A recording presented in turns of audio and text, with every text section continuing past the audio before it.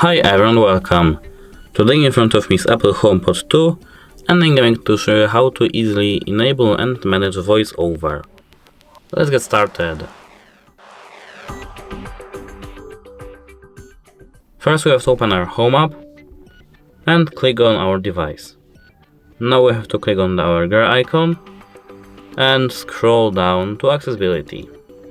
We have to click on accessibility and click on VoiceOver. Now we can enable it. VoiceOver on. And increase or decrease speaking rate.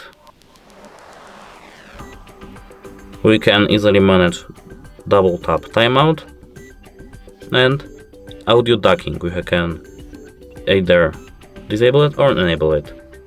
That's it. Like and subscribe for more videos and hope it helps you. Goodbye.